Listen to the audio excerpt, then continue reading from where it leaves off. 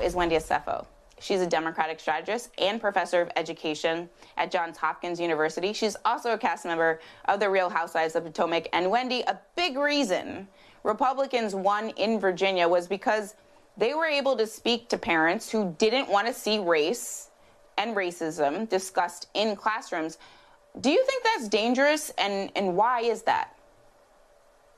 You know, Zerlene, I think it's very dangerous. When we look at what happened in Virginia, when we look at what's really sweeping across the nation of this whole notion of pushing against CRT and pushing against the dialogue around what is the construct of race and what is racism, it's really dangerous for the generations that are coming up. We need to have these brave conversations with children about what racism is and the origin of racism in this country.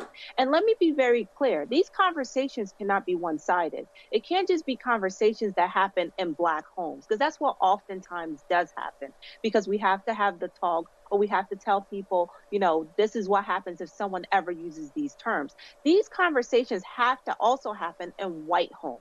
Everyone needs to have these critical dialogue about the ways in which racism impacts you on a daily basis. And if we want to truly be a country that is anti-racist, which is the goal here, then we need to start having those conversations at a very young age for both Black and white children.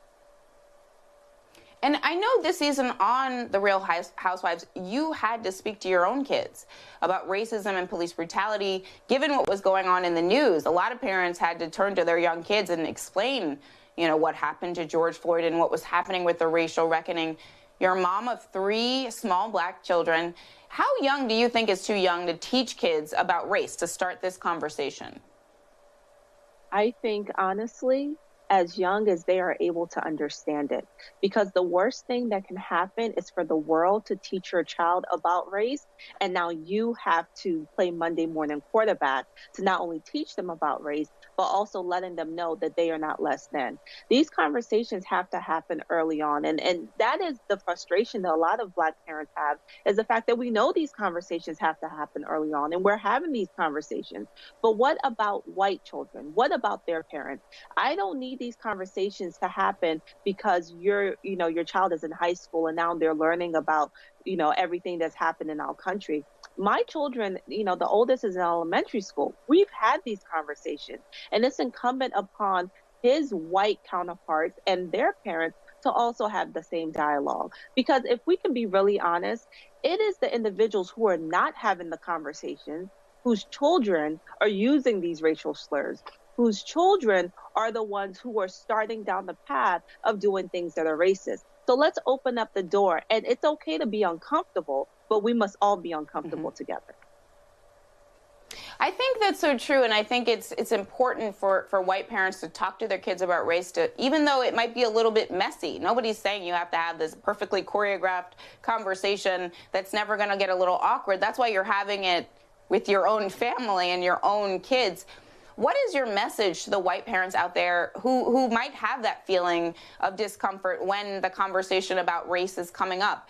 I mean, adults are not good at having these conversations either, if we're being quite honest.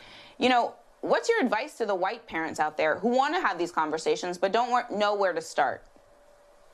I think my advice to the white parents and my advice to all parents is children are smarter than we think.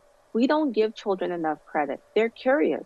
Just start a conversation and say, do you have any questions for me? Do you sometimes wonder why your skin is this color and someone else's skin is a different color? Let them lead you. That's what I have found to be a guiding light, is that children are curious. They just had never had anyone who has approached them to have such a conversation and such a dialogue. And it's okay to be afraid. It's not like Black parents have this super cloak or super armor that makes us less afraid. No, I'm terrified to have these conversations. And if white parents are terrified to have the conversations, that means you're on the right track. We should all be terrified.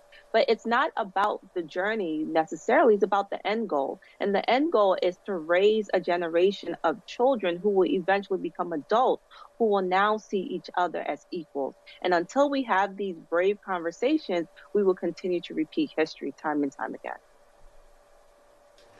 It's really important. And Wendy Osefo, I'm always grateful to have you on, and thank you so much for being here tonight on this Friday night. Please stay safe.